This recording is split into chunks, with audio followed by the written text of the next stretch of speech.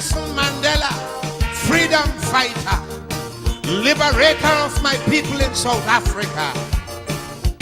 Should it become necessary that I deal with the devil to ensure the success of my mission, then so be it. So in response to your question, Mr. Ted Koppel, for my association with Fidel Castro, Yasser Arafat, and Muammar Gaddafi, I owe no apology. Interviewing Nelson Mandela on a TV show.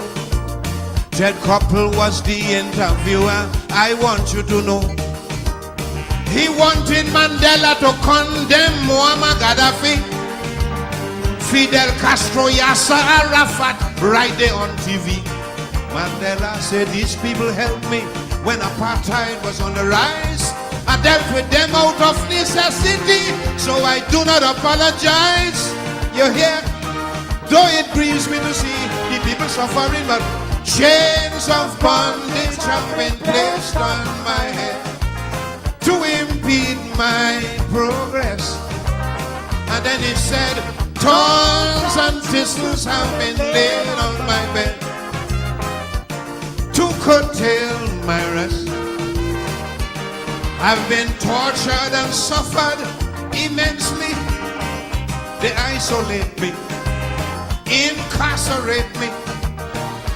Still, in spite of their barbarous cruelty, I will never apologize for my identity.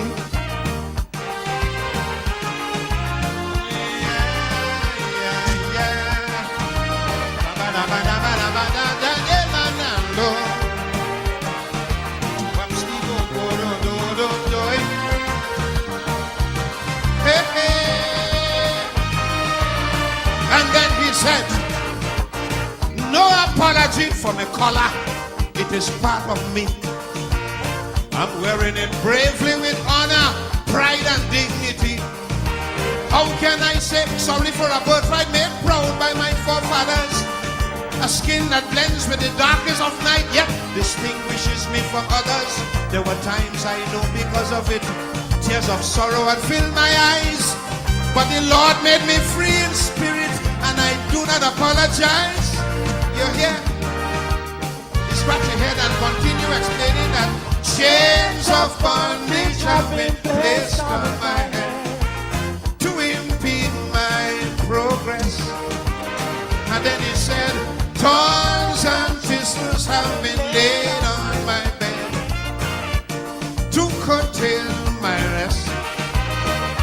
They subject me to gross inhumanity, brutality, hostility. But no matter how rough their tactics be, I will never apologize for my identity. Tell them, come on.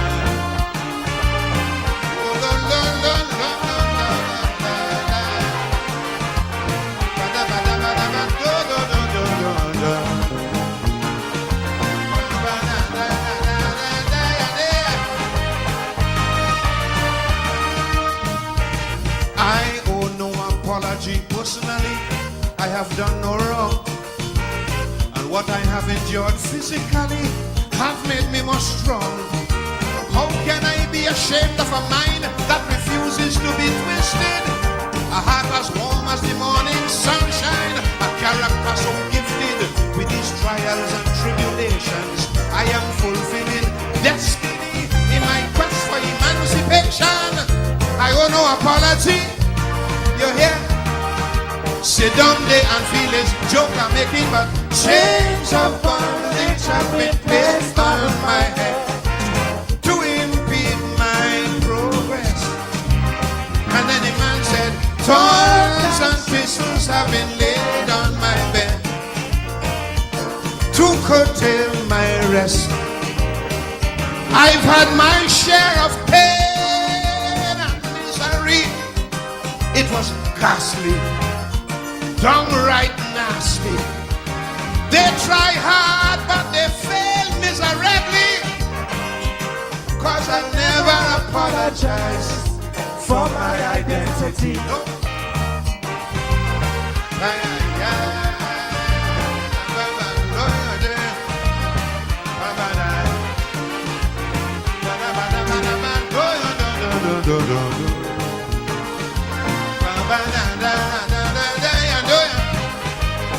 The last thing he said, no apology for my culture. Lord, it suits me fine. The folklore of all my ancestors makes me feel sublime. I am not repentant of a music that expresses how I feel. These sweet melodies come from deep in my soul, enriching all my ideals. He said the rhythm does give me courage, and the lyrics does make me wise. So in spite of all the advantage, I do not apologize. You hear? Though it grieves me to see the people suffering, but chains of bondage have been placed on my head to impede my progress. Thorns and thistles have been laid on my bed to curtail my rest. Their exercises were in futility. That's when they jam me with heavy psychotherapy.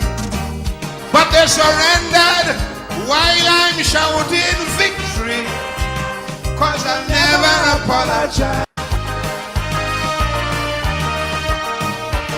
He said, I am Nelson Mandela, freedom fighter, liberator of my people in South Africa.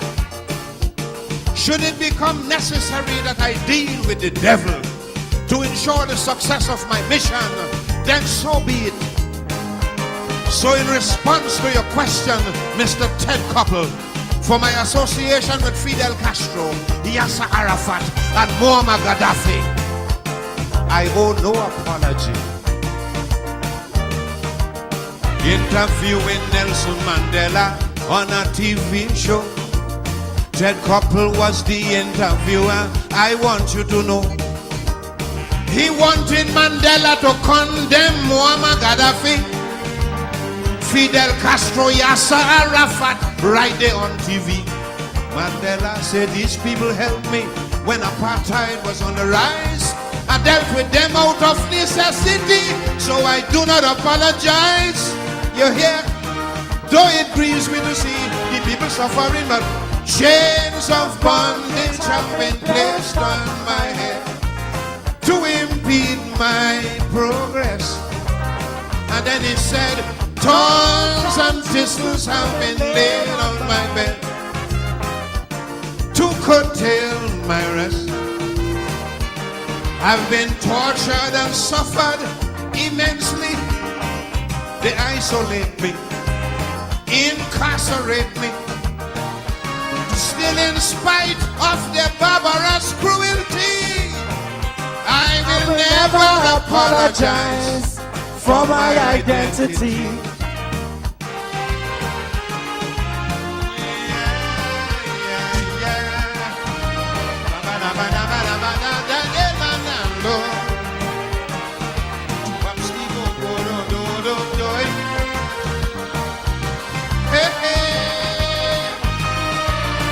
And then he said, no apology for my color. It is part of me. I'm wearing it bravely with honor, pride and dignity. How can I say sorry for a birthright made proud by my forefathers? A skin that blends with the darkest of night, yet distinguishes me from others. There were times I know because of it, tears of sorrow had filled my eyes. But the Lord made me free in spirit, and I do not apologize. You hear? You scratch your head and continue explaining that chains of bondage have been placed on my head to impede my progress. And then he said, thorns and thistles have been laid on my bed to curtail my rest. They subject me to gross inhumanity, brutality, hostility. But no matter how rough their mathematics B. I will never apologize for my identity. Tell them.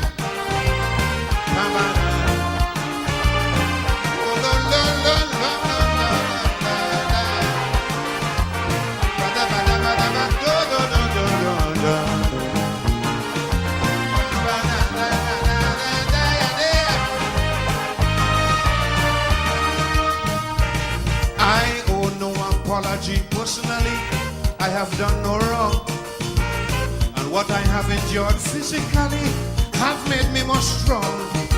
How can I be ashamed of a mind that refuses to be twisted?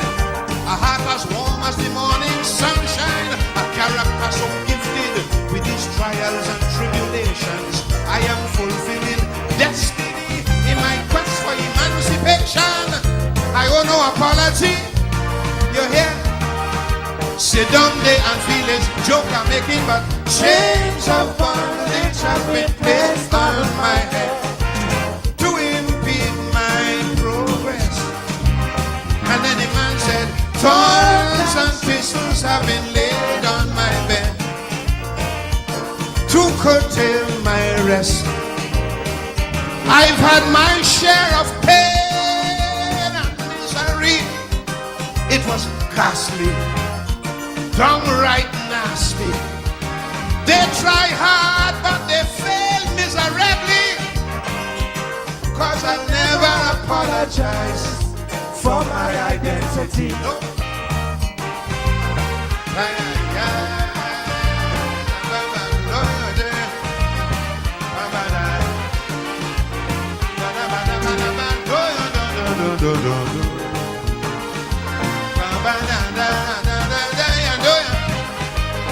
The last thing he said, no apology for my culture. Lord, it suits me fine. The folklore of all my ancestors makes me feel sublime. I am not repentant of a music that expresses how I feel. These sweet melodies come from deep in the soul, enriching all my ideals. He said the rhythm does give me courage, and the lyrics does make me wise. So in spite of all the advantage, I do not apologize. You hear? Though it grieves me to see the people suffering, but chains of bondage have been placed on my head to impede my progress. Thorns and thistles have been laid on my bed to curtail my rest. Their exercises were in futility. That's when they jam me with heavy psychotherapy. But they surrendered while I'm shouting victory. Cause I'll never apologize for my identity. Never, never.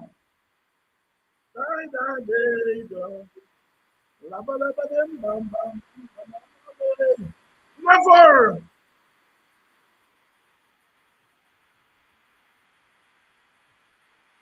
Never apologize for your identity. Whenever you apologize for your identity, you're giving up your humanity. Your identity is that which you, the individual, identifies with. And if you don't identify with anything, you are nothing. Never, never apologize for your identity. You have a right to critique your own.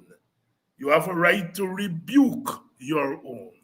But never, never apologize for your identity.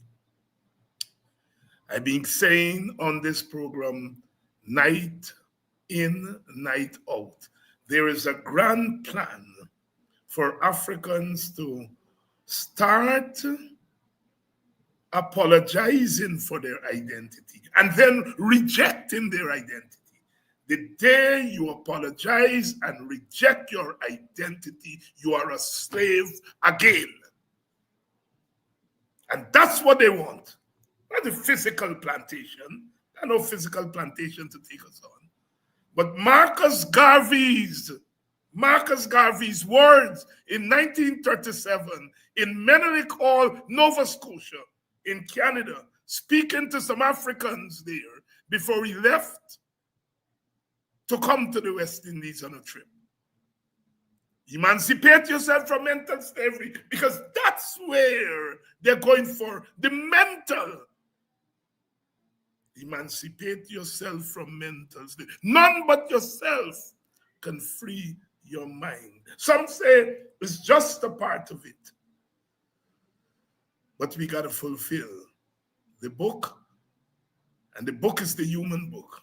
Never, black people, never apologize for your identity, because no other racial or ethnic group in the world has done that. No other ethnic group in the world apologizes for its identity.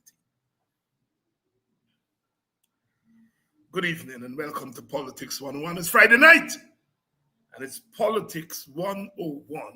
The Mighty Sparrow, the perfect Calypso,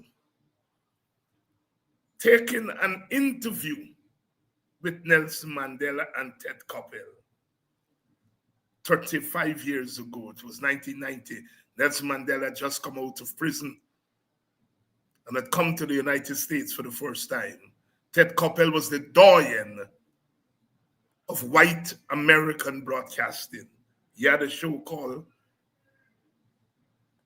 Night, and I think it's Nightline, I think.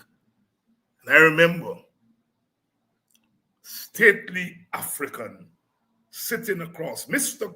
Mandela, will you take the opportunity to condemn Fidel Castro and Muammar Gaddafi?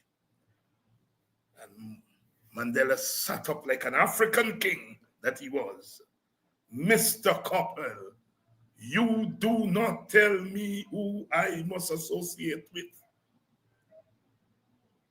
And the rest is history.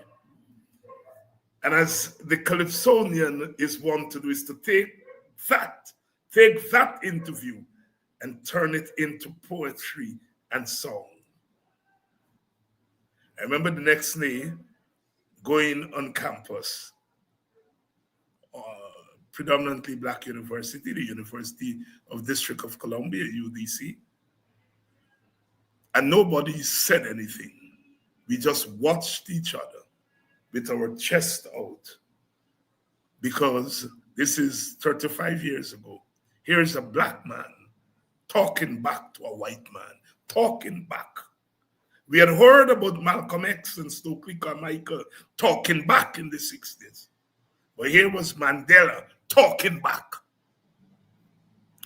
You know the problem they have with people like me and Ogunseye and Vincent Alexander and some of us? You know the problem? We talk back to them.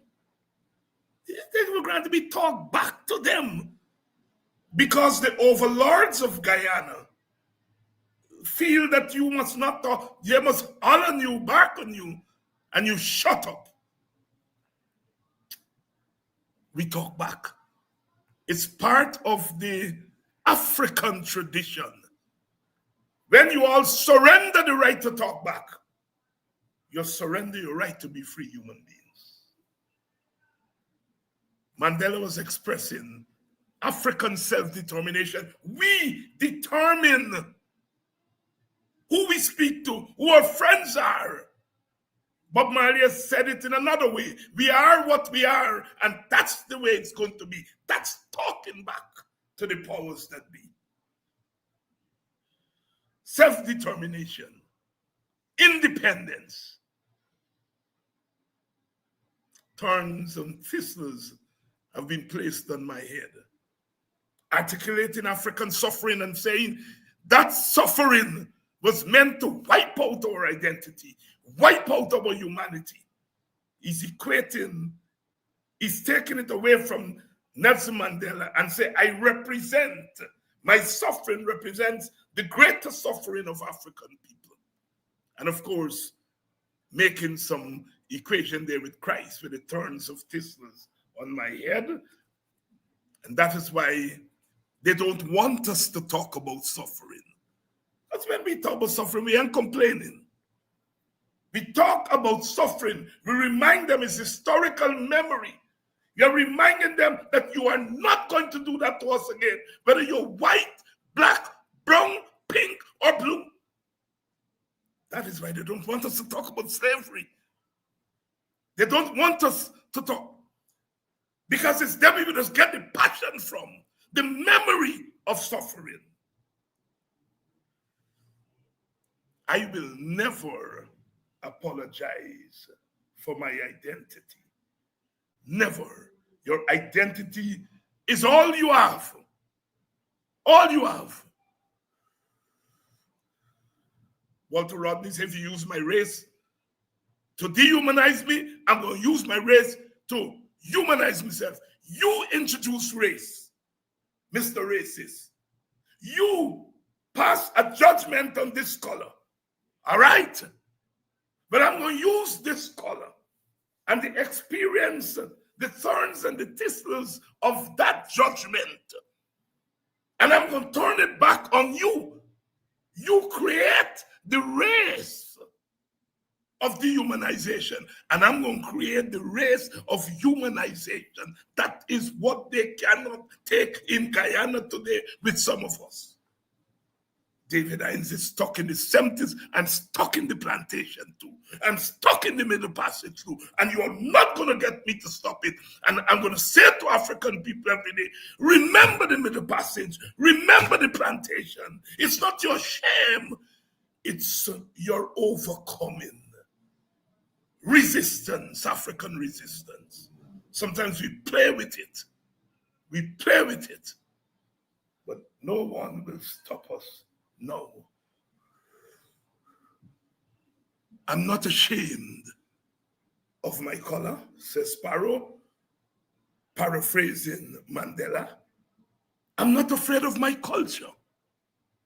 I give the world in song, in dance, in word, in painting. I give the world its conscience.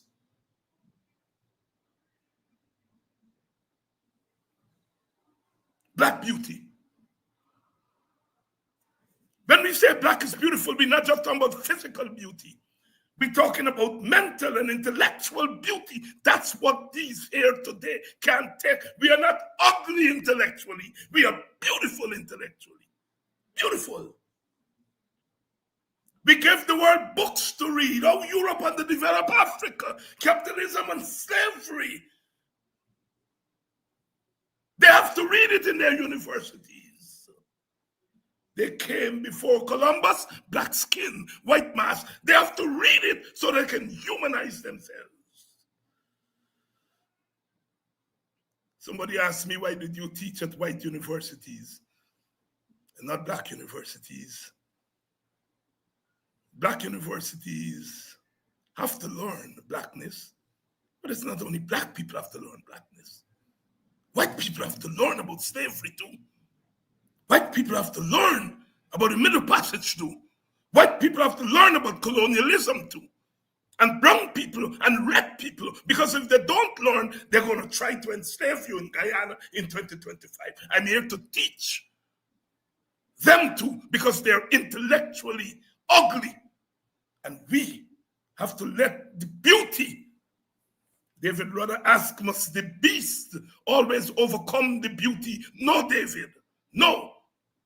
The beauty is constantly overcoming the beast, not without a fight. Good evening and welcome to Politics 101.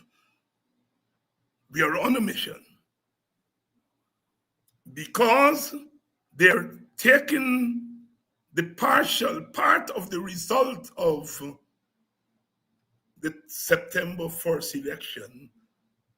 They are celebrating it as the return of the black man to the plantation. Ooh, the PNC is dead. The WPA don't have members. APNU will not survive until they are celebrating the premature demise of the black man. And they're celebrating it because they got some of black men and black women to provide the optics.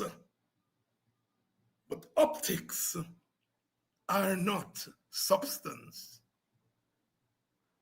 So they're celebrating. When you see they celebrate the demise of APNU and the PNC and so on, they're not just thinking about no political party.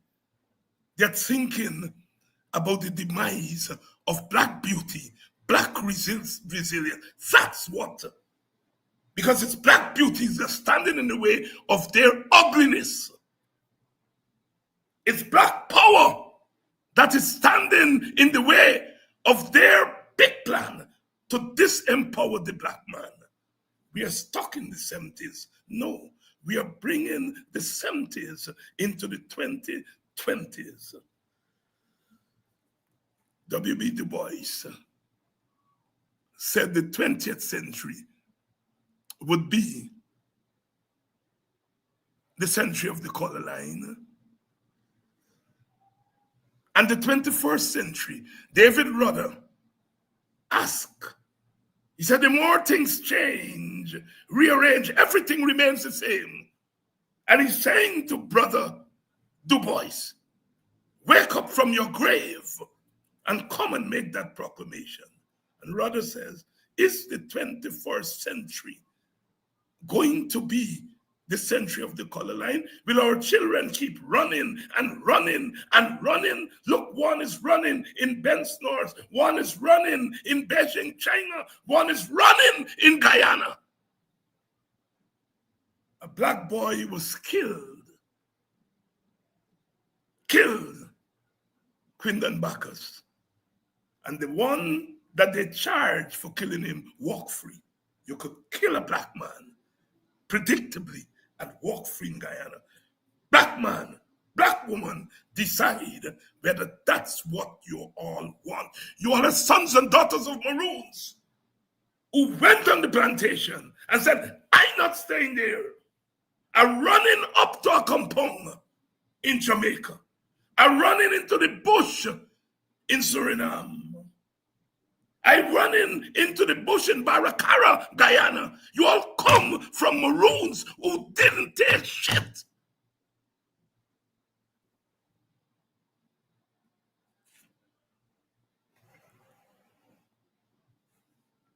No, never apologize for your identity. Brother Tacuma Ogunseye, good evening. Hi, good evening, Dr. Hines, and welcome to your viewers. It's a pleasure to be back in the Politics 101 company or family. And I don't have to tell you that you are not responsible for what I said in the last 15 minutes or so.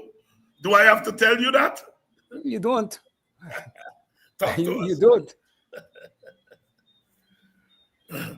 Talk to us. Reflect on anything that I said just now to start off our interview tonight. I think that you quite correctly point out what is the PPP's end game for Guyana. And that is to deny African people and Amerindian people the right to the birthright in this country. I mean, African people have had centuries of enslavement. We built this country from nothing. And now that we have oil, you have a set of rulers who have rejected socialism, have rejected any egalitarian economic model. And they are implementing unapologetically an economic system and a political system based upon Indian domination.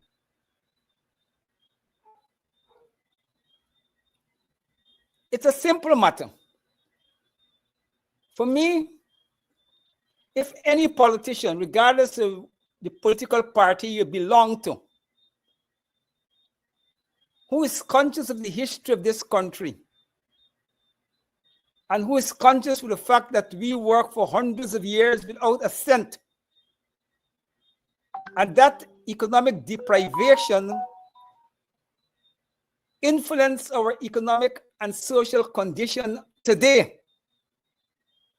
And now that we have oil, any set of politicians, whether in the PPP, the APM, you are wherever you are, and you reject the principle that the oil wealth must be used to correct historical injustices among the people of this country.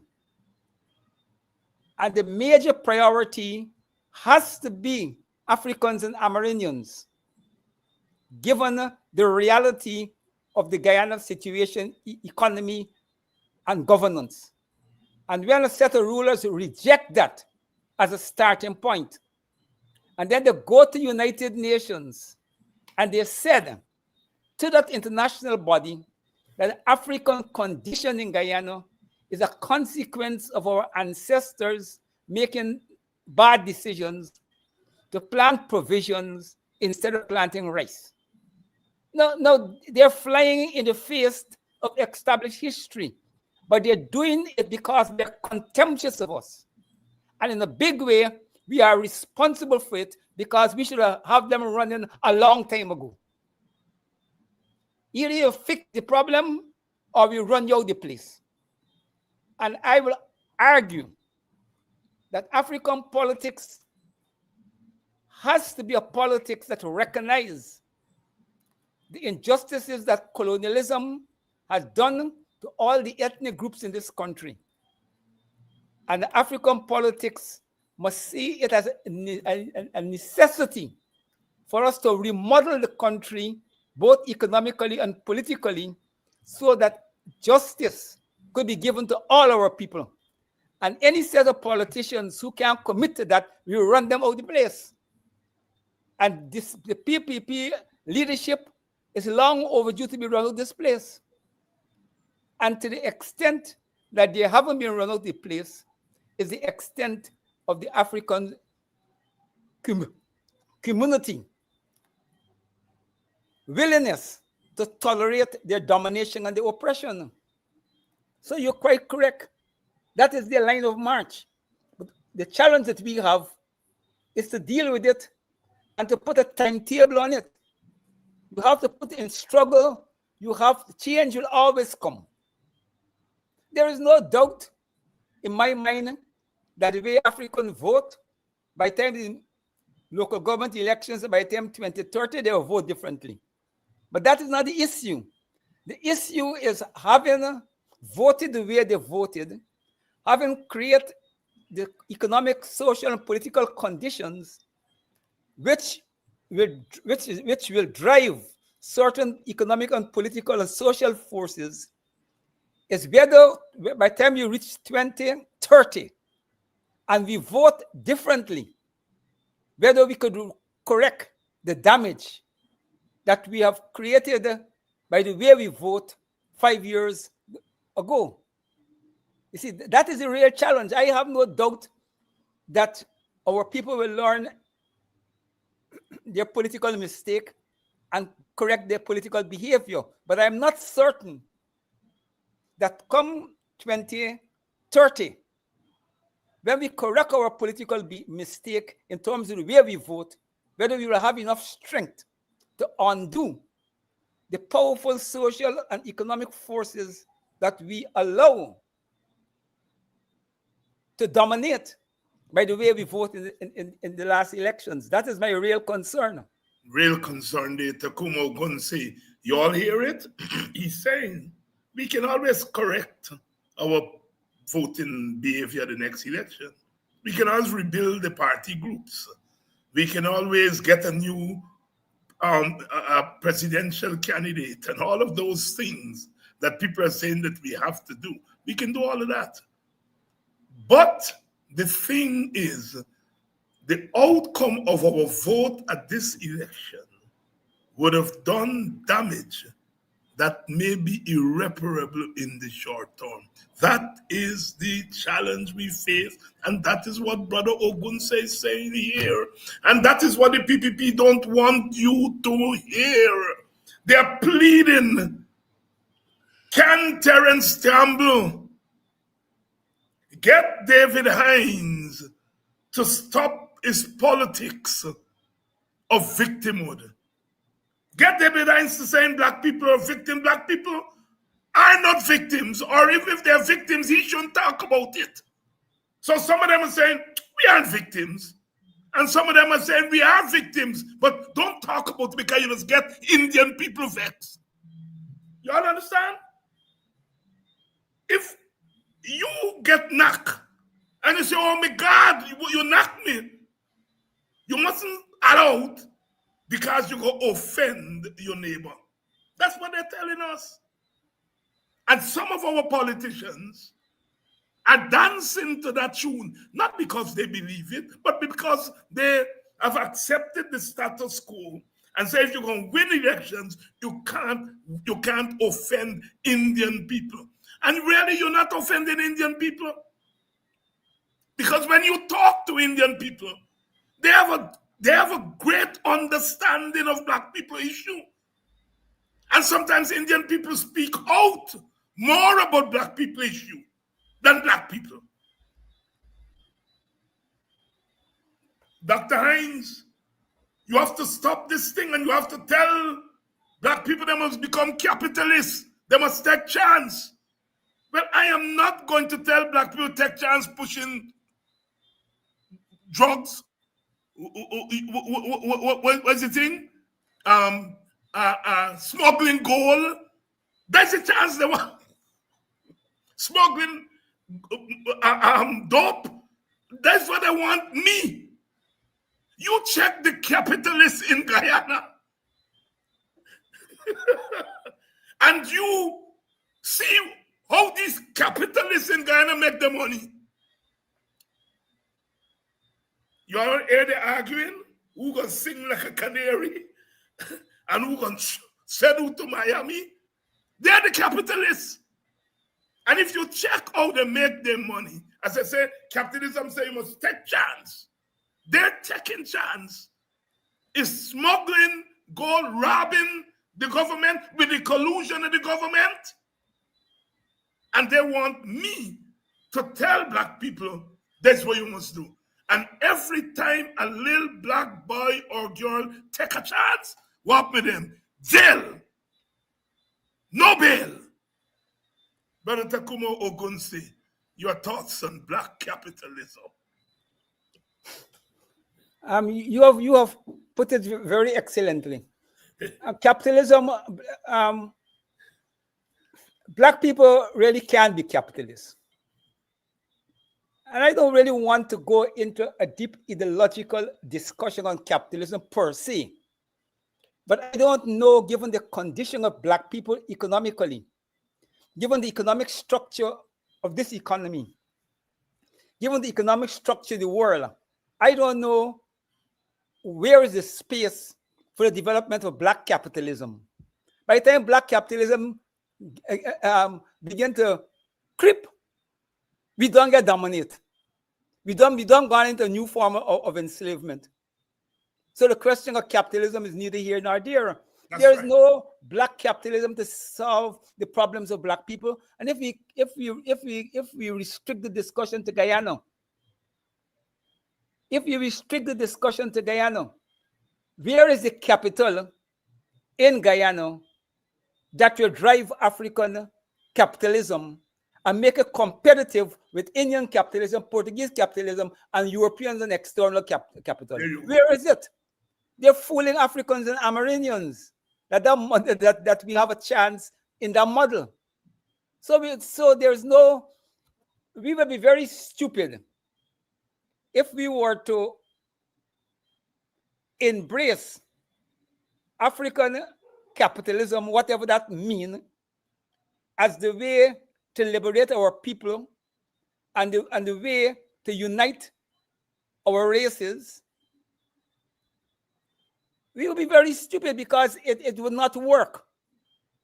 And you seeing what Chinese capitalism is doing to Indian capitalism.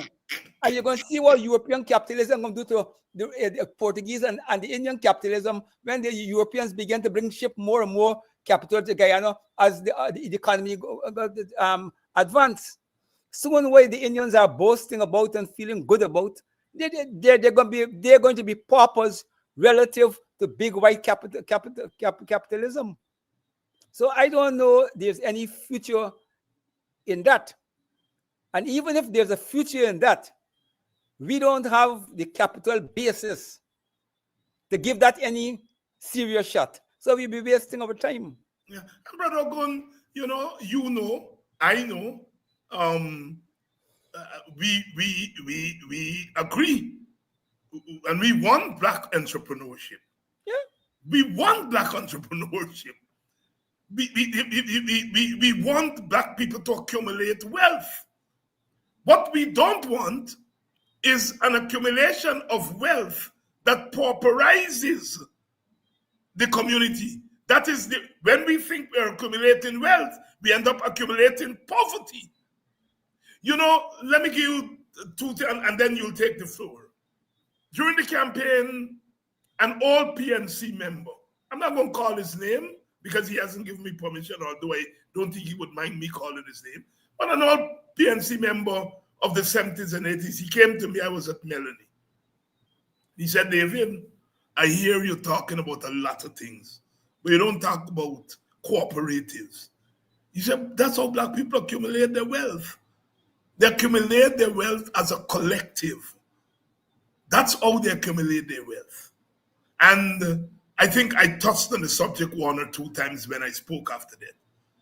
Ravi Deva said to me privately and publicly, David, cooperatives dead. So here we have an African elder saying, David, don't make the mistake of thinking that black people can accumulate wealth in the same way Indian people are accumulating wealth. And the cooperatives are important. And here is the Indian guru saying, David, tell your people to reject cooperatives and go to this free market kind of capitalism. Your thoughts on that? It's a simple model that have proven itself throughout the world. Whenever people want to oppress you and dominate you, the first thing to do is to take you out of your historic construct. And I don't know, you have to be bright first to do that. When white people begin to colonize the rest of the world and they reach indigenous people, the first thing to do is destroy your gods, take away your gods, take away important symbols from you and weaken you and dominate you. And it's the same thing have dominated since umpteen thousand years. So when Rafi Deva them come with that, they come with nothing new. And if conscious African leaders and thinkers must see it, it is the condition that they got us in with street protests. They got us to buy into the notion, and with the help of white people, okay, to give up an important plank of our historic struggle. And when people don't have money to fight the way others may be able to fight and to sustain themselves, you have to fight with the tools that you have. And our tools is our bodies, resistance, come in the streets and make the point and force the system to look after our interests and to make political compromise. That's how we win independence. That's how we get the chains off our legs. And every weird African living in the world, anytime we give up the right to protest, we're in big trouble because we have nothing else. We don't have nuclear weapons. You don't have even a mother country with a nuclear weapon. And we don't have big warships. We don't have the big warships and and so forth and so forth. And anytime you see people telling you to give up your historical construct, the things that make you survive in this hostile world, you know they're not they don't have your interest at hand. And you ought not to listen to them. So Rafidev could talk what he likes. I don't listen to Rafidev because Rafidev is not there to liberate me. Rafidev is there to help the PPP domination of me and African people. So I can't listen to him. Well, My problem is our own leadership. Mm-hmm. My problem is our own leadership. You know, one would have thought that after all of this enlightenment and modernization and access to the computer and the internet, and the world have become a very small place, that African political leaders will be more enlightened on the question of race and the defense of African interests. And I'm worried that the younger generation of politicians, those who have urged in the last elections to split the vote, I've listened very carefully. I haven't seen a self-criticism. Damage have been done. And they're behaving like they're not responsible in part for what have been done to our people and the country as a whole. And I'm watching at their politics and their political culture, which is very worrying because it is not inspiring for a younger breed of politicians. I've been careful not to say much on these matters because as an elderly person, the first thing they want to invoke is that you're against young people. But I can't understand politics in this modern world. We're intelligent political people. They're far more academically brighter than me. But I don't think they're more politically intelligent than me. But I will concede academically they're probably far more superior than me. And they took the country and their constituents and their people down a road. And they see the results. And they're up to now, they haven't come and say, look, we were either correct or we were wrong. We made a misjudgment. They're not helping in the solution. They're behaving like overlords. That they could do what the hell they like to black people and Guyana and behave like if they have done nothing and look to blame everybody else except themselves. And that is my real concern. No self-criticism. And I keep asking myself, given the condition that our people demonstrated in these elections, if you didn't for the last 4 years doing what you have been doing, what would have been the result of the last elections? If all of the work we do, sensitizing African people about PPP domination and Indian domination, and large numbers of them behave the way they behave. Imagine if we didn't do that work for the last 5 years. I keep asking myself, what would have been the situation of our people? And I think we have to continue the work. I know it's going to be troubling because we have to deal with this question about electoral parties and electoral politics as of against community politics. And in Guyana, the party politics have been so pervasive and dominant that it leaves little space for community politics. So when the party gets it wrong, the community suffers 100% because the community have no tradition of self-defense.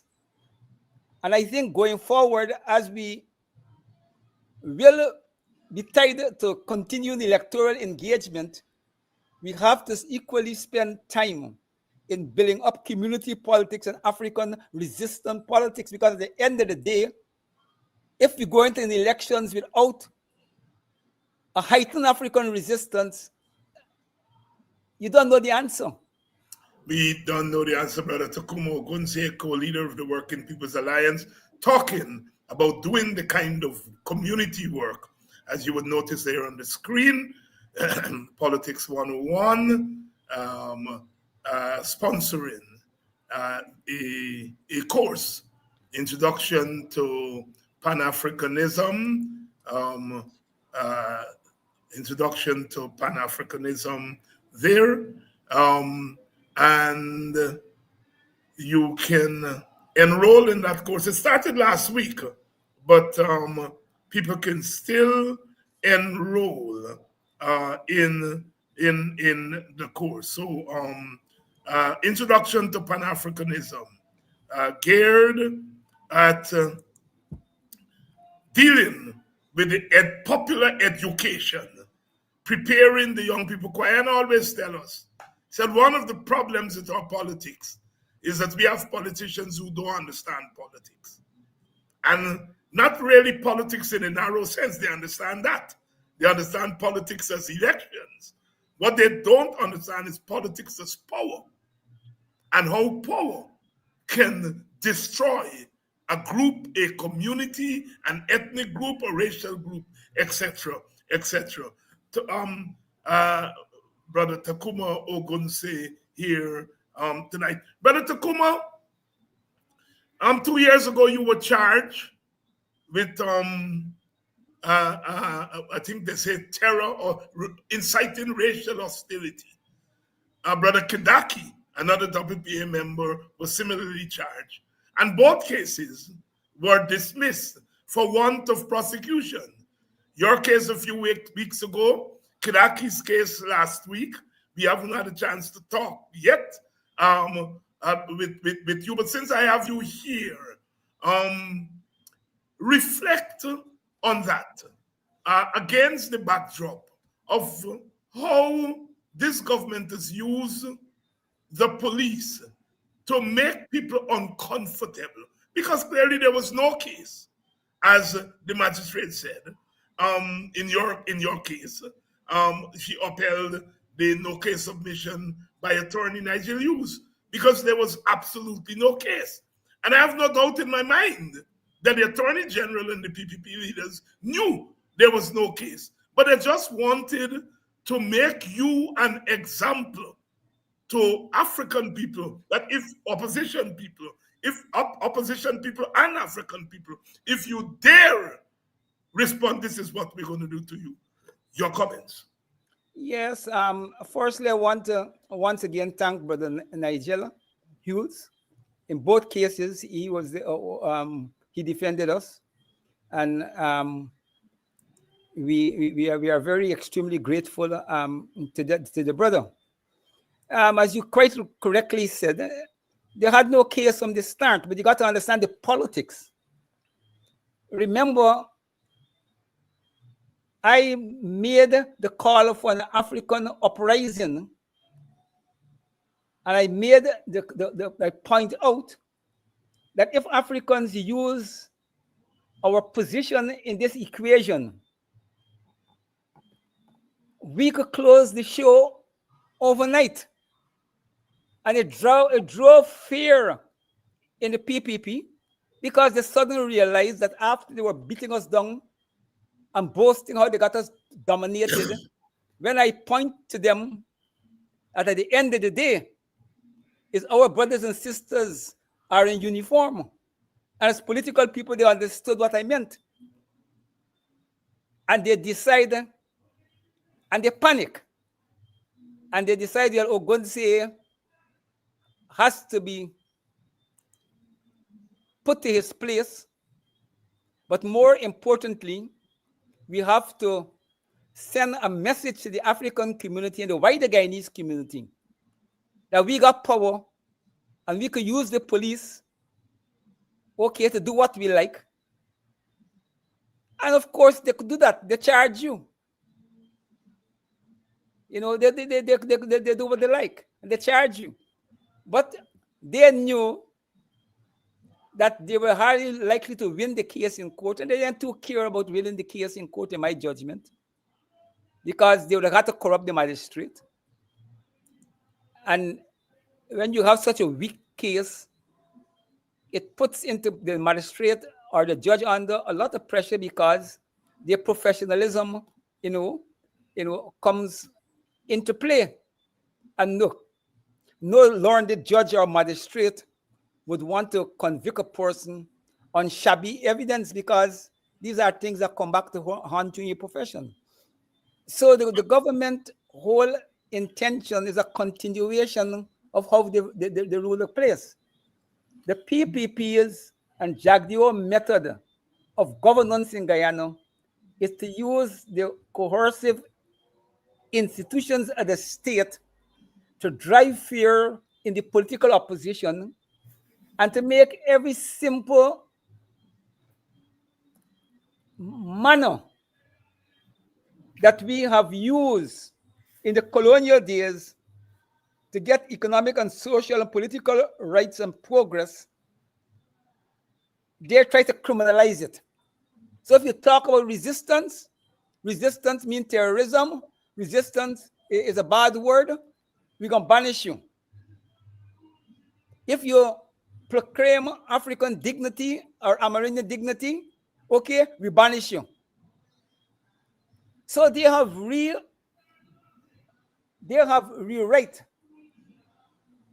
the political language of the country to suit themselves, and to a great extent the opposition play to that language. When they tell me no street protests, the answer is that we do street protests.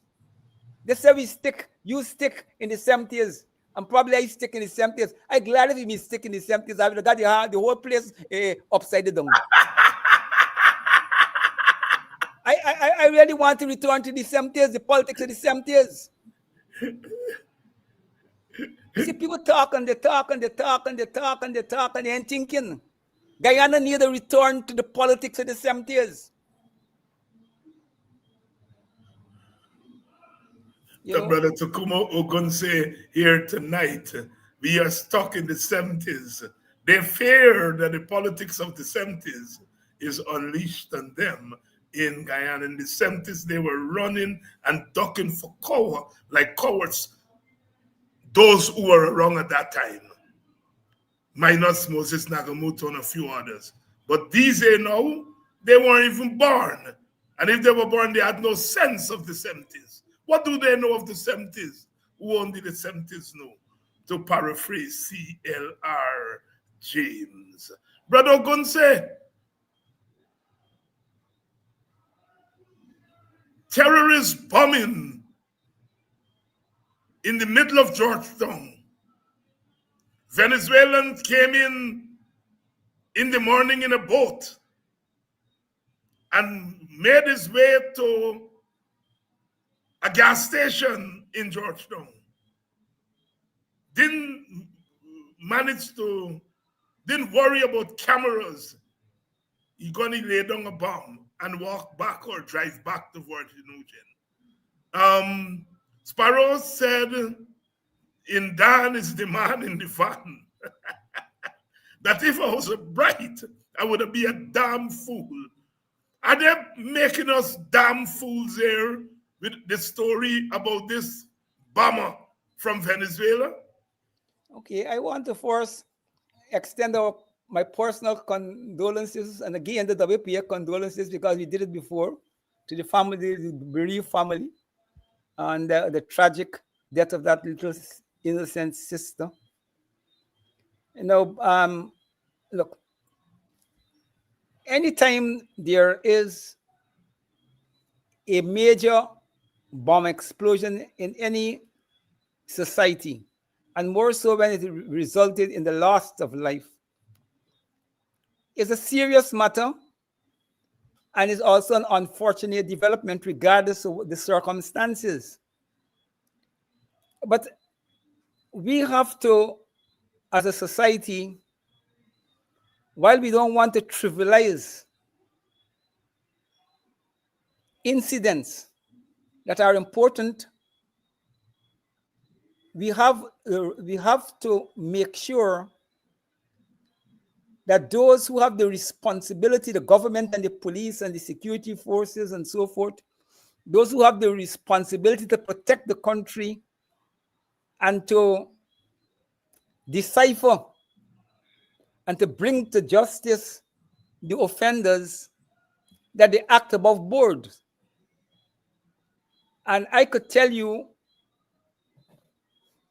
a lot of Guyanese are not convinced by the way in which the government is handling the matter. When this thing first happened, and I read the response of the president from where he was in Arabia, when he said that he will institute back death penalty, you don't get no evidence yet, no investigation, and you don't decide that what happened requires the government deciding that they will invoke or press for the death penalty. It makes me, I ask myself, are we into some kind of political gimmick?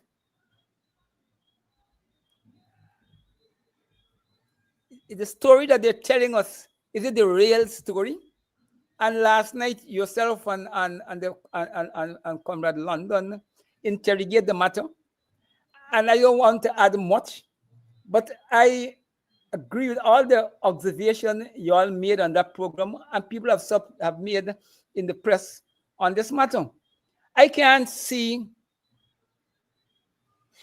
how a terrorist, whether he's working as an agent of the sophisticated criminal gangs in Venezuela, or an agent of the Venezuelan government, I can't see how he could engage in such an amateurish operation.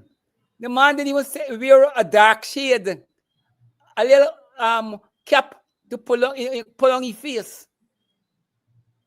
It's like a man going to do something willfully wanting to be arrested.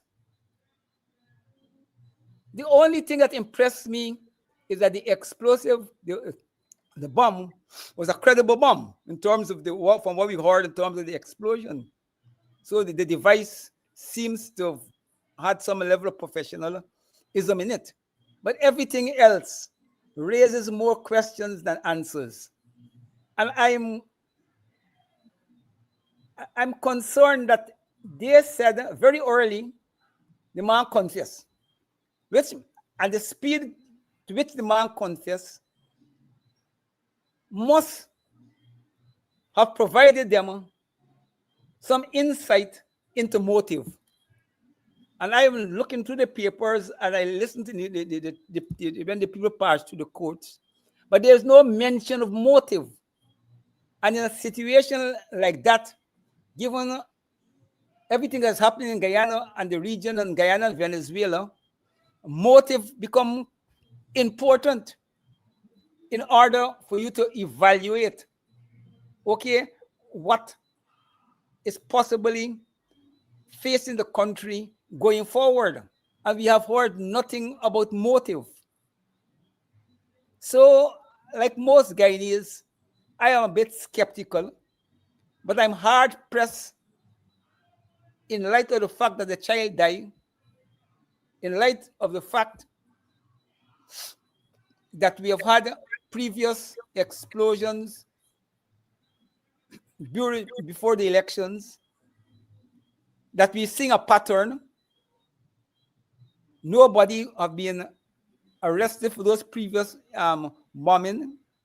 And what we see is the bombs relatively to the 3 incidents, this bomb seems to be more potent than the previous bombs. So as a citizen, I have a deep interest in trying to understand what is it we up against. And I don't want to, I know when you're caught in geopolitical engagement that we are, and these big powers are involved, they have the various agencies that could design all kinds of things to look however they want to look. So you have to be careful that you read the situation correctly. And I can't say on the basis of the evidence that is before the Guyanese people, I have a clear understanding of what we're up against. And I'm Brother, not convinced the government is coming straight with the Guyanese people. Brother Tacuma Ogunseye here tonight on a Friday night. Brother Tacuma, I made a promise to Brother Sherrod Duncan that I will not bite into a lot of his time, as I usually do. But I have to give you an opportunity to speak to any issue that you wish to speak to that I have not asked you to. Okay, I want to deal with this Mohammed story. Now that the Americans have asked for the extradition, but not that so much, is the PPP's response and behavior to Mohammed and how the population is interpreting it. I think that everybody is saying that the PPP is afraid of Mohammed. That is why they don't want him to go in parliament as opposition leader. And that is why they're anxious to get him out of the way. I don't buy into that, very frankly. I mean, and this is a hard political, and I don't see the PPP see Mohammed as any electoral threat. Mohammed's best threat to the PPP was in these elections, and he proved not to be able to get Indian votes. And if potentially Win Party and Mohammed is to be a political threat, it's 5 years down the line. And PPP have a lot of time to deal with that threat. So I don't believe that PPP attitude to Mohammed is driven by any political fear of Mohammed. I think the PPP attitude to Mohammed is to get themselves closer and closer to the Americans and to demonstrate to the Americans and Washington that they are doing everything in their power to make sure that he's being extradited. And to the extent that he's not extradited immediately, it's a question of the courts and so forth and so forth. But their position is to put pressure on Mohammed in order to get closer and closer to the Americans, to use that to trade off. Because though the Americans have indictments for PPP people, and I think they're overpressing the Mohammed thing, overpressing Mohammed as a way to say to the Americans behind the scene, easy, man, easy. I think that is what's really playing out. And the local population is believing that the PPP is afraid of Mohammed electorally and politically. The PPP is not afraid of Mohammed electorally or politically, but they're afraid that the Americans may call PPP people card, and they're trying to get so close to the Americans and to be willing actors that they could have a deal to save the skin and the skin of the people. Brother Tacuma here weighing in on the tussle between the Mohammeds and the PPP, because that's what it is. That's what it is. People can read. Now, we understand, Brother Tacuma, and we must understand that given a section of the population, given that a section of the population doesn't like the PPP. And so, in what is this tussle between the PPP and Mohammed, they are going to go against the PPP. And I think I'm asking, do you agree that that is what is partly playing out, especially among sections of the African Guyanese population? Yes. I mean, and you could understand it because that's how the lay person see the politics. But we have a duty to go deeper behind these things. Yes. And I'm trying to share with your viewers that more deeper, political insight. Because even if you take Mohammed to be an electoral threat, that threat can't realize itself till about 2030. So people is not under any electoral pressure from Mohammed, but they're under pressure for American behavior. That's right. That's right. And so putting the Mohammed issue in larger context, as I've said on this program, I am less interested in Mohammed. If Mohammed and his father are guilty of what they are accused of, there is some criticism there. But if the government is proven to be in collusion with them, if the government got their own people doing what Muhammad is accused of doing. That's where my interest is. Because Muhammad ain't running no government. It's then the PPP who running the government. Am I wrong, Brother Ogunseye? Quite right. In taking that attitude? Quite right. That is what is more important, because at the end of the day, they're there to protect the national interest. Muhammad is not there to protect the national interest at the time when he was doing what he was doing. Right. Brother Tacuma Ogunseye tonight. Brother Tacuma, thank you very much for coming through after a long time, the election campaign and so on and so forth. But we are back. We are back to normal now, and so we'll see you quite regularly. Thank you very much, my brother. Yes, and I have a better computer, which was part of the problem. Brother Tacuma Ogunseye here tonight. Please, those of you who have not enrolled for the course, Introduction to Pan-Africanism, every Saturday afternoon, so we're on tomorrow at 4 to 6. It's a virtual course online, and once you register for the course, you will get a link. I think there's a small registration fee, but don't worry about that. That is not more important. What is important is for you to come into the course. And it's an 8-week course. We introduced the course last Saturday. We continue tomorrow from 4 to 6. The number to call is 592-624-11. Sorry, this is 7725. I think that's what it is. 7125. 7125. It's there on the flyer, so please enroll for the course. So those of you who are enrolled, I see you all tomorrow. And for the others, I will be back on Wednesday, live spare, and we will continue with our program, Politics 101. Have yourself a good weekend. Take some time to relax. If you're a workaholic, do something productive. See you.